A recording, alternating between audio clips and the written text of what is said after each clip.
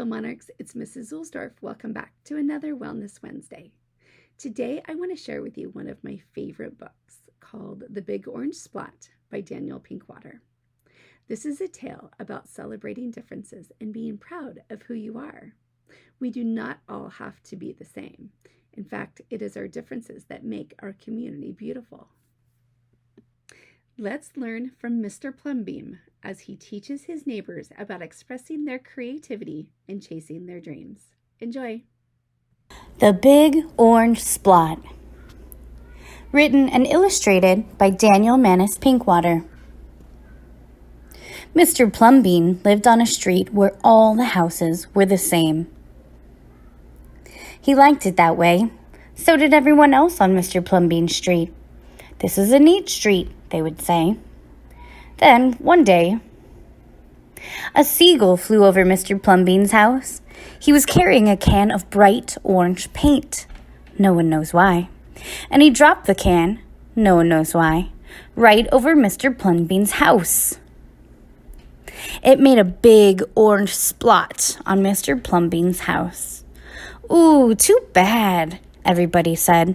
"Mr. Plumbeam will have to paint his house again." "I suppose I will," said Mr. Plumbeam.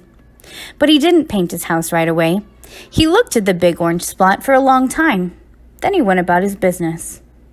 The neighbors got tired of seeing that big orange spot. Someone said, "Mr. Plumbeam, we wish you'd get around to painting your house." "Okay," said Mr. Plumbeam.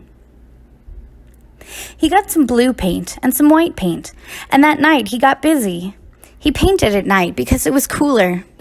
When the paint was gone, the roof was blue, the walls were white, and the big orange spot was still there. Then he got some more paint. He got red paint, yellow paint, green paint, and purple paint. In the morning, the other people on the street came out of their houses.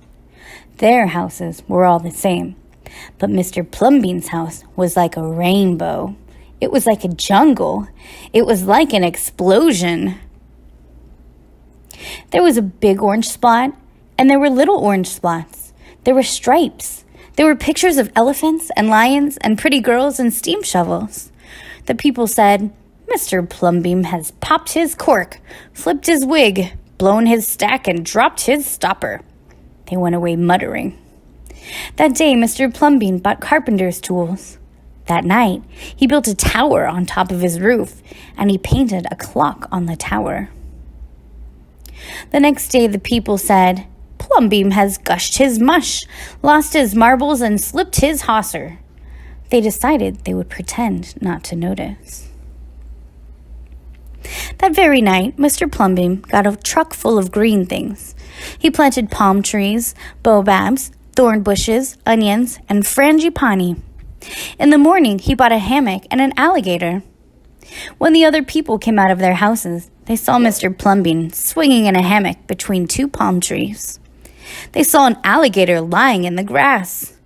Mr. Plumbeam was drinking lemonade. "Plumbeam has gone too far. This used to be a neat street. Plumbeam, what have you done to your house?" the people shouted. "My house is me, and I am it. My house is where I like to be, and it looks like all my dreams," Mr. Plumbeam said. The people went away. They asked the man who lived next door to Mr. Plumbeam to go and have a talk with him. "Tell him that we all liked it here before he changed his house. Tell him that his house has to be the same as ours, so we can have a neat street." The man went to see Mr. Plumbeam that evening. They sat under the palm trees, drinking lemonade and talking all night long. Early the next morning, the man went out to get lumber and rope and nails and paint. When the people came out of their houses, they saw a red and yellow ship next door to the house of Mr. Plumbeam. "What have you done to your house?" they shouted at the man. "My house is me, and I am it. My house is where I like to be, and it looks like all my dreams," said the man, who had always loved ships. "He's just like Plumbeam," the people said. "He's got bees in his bonnet, bats in his belfry, and knots in his noodle." Then, one by one, they went to see Mr. Plumbeam late at night. They would sit under the palm trees and drink lemonade and talk about their dreams. And whenever anybody visited Mr. Plumbean's house, the very next day, that person would set about changing his own house to fit his dreams.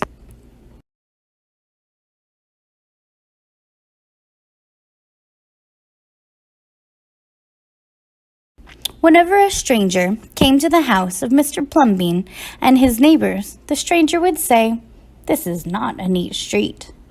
Then all the people would say, "Our street is us, and we are it. Our street is where we like to be, and it looks like all our dreams."